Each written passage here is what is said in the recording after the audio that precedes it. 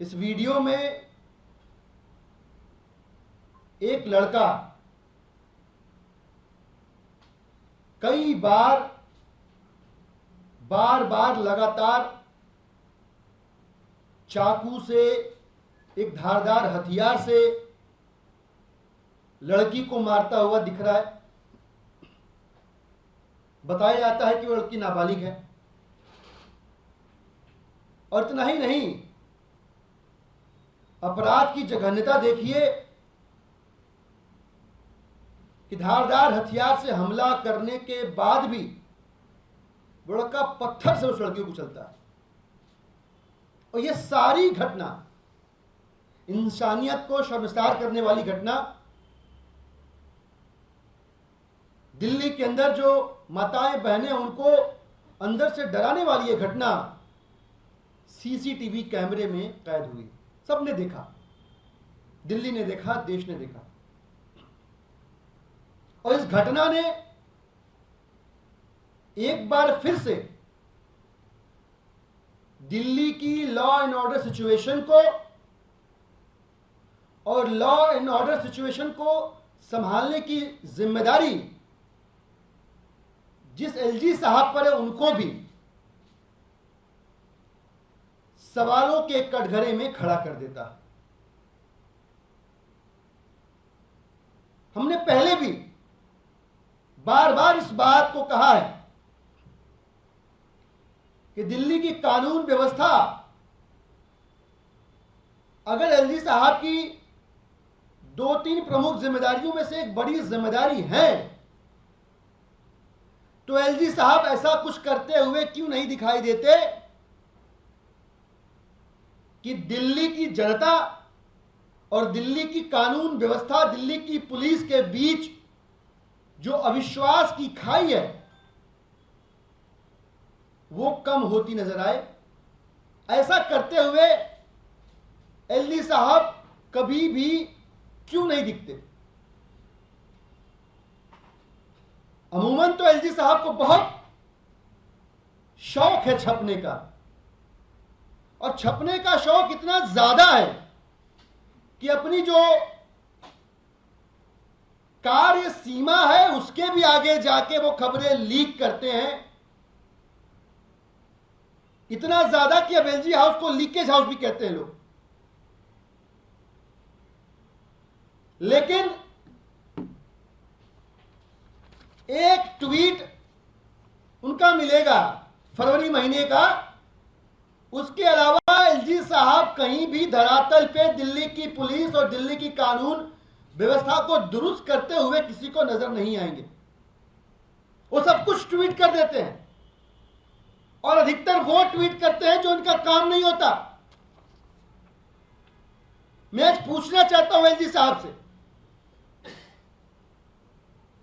1 साल हुए उनको आए हुए दिल्ली में, और 1 साल के अंदर दिल्ली की कानून व्यवस्था का सत्यानाश कर दिया, बेड़ा गर्क कर दिया। बड़ी जिम्मेदारी से कह रहा हूं मैं, अगर कोई पूछ ले दिल्ली के अंदर कितने थाने, उनको पता भी नहीं होगा। मैं जानना चाहता हूं एलजी साहब से, आप तो वैसे जल बोर्ड के काम के लिए नौका विहार करने निकल जाते हैं, फ्लड के काम के लिए निकल जाते हैं पब्लिक में। दिल्ली की कानून व्यवस्था को लेकर आप कितनी बार पब्लिक में गए हैं? कितनी बार आप जनता के बीच गए या दिल्ली के किसी थाने में गए और वहां आपने किसी फरियादी से बात करके पूछा हो कि पिछले 1 साल से जिस दिल्ली को सुरक्षित करने की जिम्मेदारी मेरे कंधों पे है, उस दिल्ली में रहकर दिल्ली वासियों आपको कितना सेफ फील हो रहा है, मुझे बताइए। कितनी बार आपने ये पूछा? कितनी बार आपने थानों का दौरा किया है?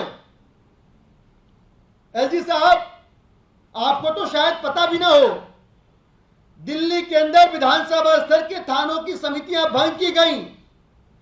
एमएचए ने कहा रिंस्टेट करो, वो रिंस्टेट भी नहीं हुई, और सांसदों को, आपके सांसदों को, बीजेपी के सांसदों को दिल्ली की कानून व्यवस्था से कुछ लेना देना नहीं है।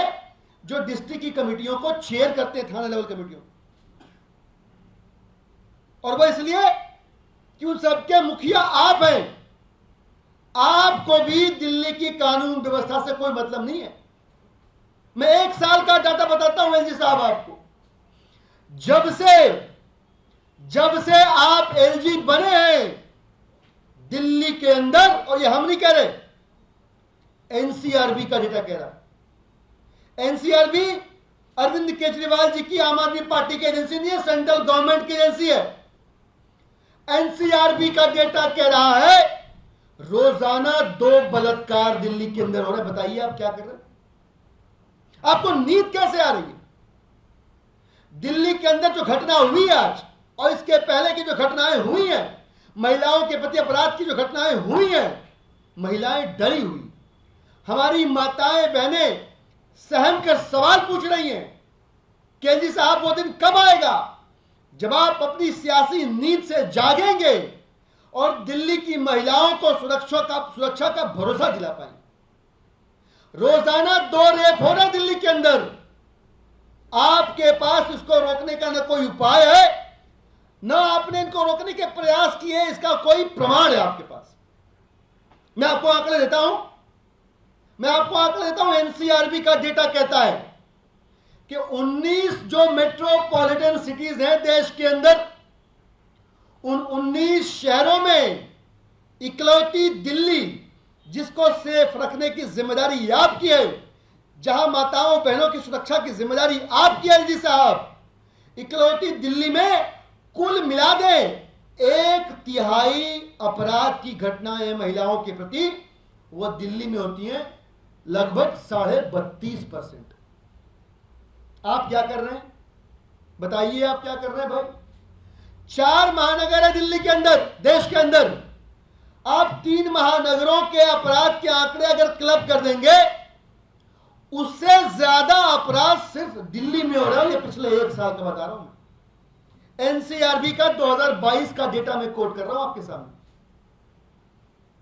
एक काम आपके पास कि दिल्ली को सेफ फील करवाइए, दिल्ली की महिलाओं को, माताओं बहनों को सुरक्षित महसूस करवाइए। आप वो कर नहीं पा रहे। आपको इस बात से फुर्सत नहीं कि अरविंद केजरीवाल जी जो दिल्ली की जनता के लिए काम कर रहे हैं, जो सुविधाएं दे रहे हैं, उसको कैसे रोक दूं, इस बात से आपको फुर्सत नहीं। सुप्रीम कोर्ट के आदेश की अवहेलना कैसे कर दूं, इस बात से आपको फुर्सत नहीं। यह सब कुछ क्या दिखाता है? क्यों नहीं आपको फुर्सत मिलती है? क्यों नहीं आपका मन पसीजता है? आपका दिल ऐसा क्यों नहीं करता कि थानों में जाएं, दिल्ली के अंदर जो थाने, एक एक थाने में जाएं, जिले में जाएं, जनता से बात करें और समझे कहां गैप है उसे दूर करने की कोशिश करें? ऐसा क्यों नहीं मन करता आपका? इसलिए नहीं करता क्योंकि आपकी प्रायोरिटी लिस्ट में जो आपका सबसे प्राइमरी टास्क है, जो आपकी कॉन्स्टिट्यूशनल ऑब्लिगेशन है कि दिल्ली का लॉ एंड ऑर्डर आपने दुरुस्त करना है, वो आपकी प्रायोरिटी लिस्ट में ऊपर है ही नहीं। और इस वजह से कि आपको अपने सियासी षड्यंत्रों से फुर्सत नहीं, राजनीतिक चालों से फुर्सत नहीं, इसका खामियाजा दिल्ली की माताएं बहनें भुगत रही हैं। इसके दुष्परिणामों को दिल्ली की आधी आबादी झेल रही है। आपसे हाथ जोड़ के आग्रह करते हैं जी साहब, मैं भी जनप्रतिनिधि हूं, दिल्ली की जनता की ओर से मैं आपसे हाथ जोड़ के निवेदन कर रहा हूं, जाग जाइए। अरविंद केजरीवाल जी की सरकार के कामकाज को रोकना, जिसे आपने अपनी जिंदगी का मकसद बना रखा है, उसे थोड़ा सा साइड रखिए। कर लीजिएगा, वो भी उठा के सबको जेल में डाल दीजिएगा, लेकिन उसे साइड में रखिए। दिल्ली के थानों के साथ, दिल्ली के अंदर अपराध से त्रस्त जनता के साथ संवाद स्थापित करिए। कोई ऐसी कार्य योजना बनाइए और जनता के सामने रखिए जिसे देखकर, पढ़कर, सुनकर, जानकर जनता को लगे कि आप उन्हें अपराध के अंधेरी गुफा में नहीं ढकेल रहे हैं, उन्हें सुरक्षित रखने के प्रयास कर रहे हैं। और कोई रास्ता नहीं है दिल्ली की माताएं बहनें तभी सुरक्षित महसूस करेंगी। दिल्ली की जनता ने जो आपके प्रति अविश्वास की धारणा बना रखी है वो तभी खत्म होगी जब आप वास्तव में दिल्ली के लॉ एंड ऑर्डर को अपनी पहली वरीयता बनाएंगे, अपनी सबसे बड़ी प्रायोरिटी बनाएंगे और प्रायोरिटी बनाकर धरातल पे उतरकर काम करते हुए दिखेंगे। मैं आग्रह करूंगा, मैं जानना चाहूंगा दिल्ली की आधी आबादी की ओर से कि जो सवाल आज मैंने पूछे हैं दिल्ली की जनता की तरफ से, एलजी साहब उन सवालों का सार्थक, सकारात्मक और तर्कसंगत जवाब देके दिल्ली की जनता को आश्वस्त जरूर करेंगे। धन्यवाद।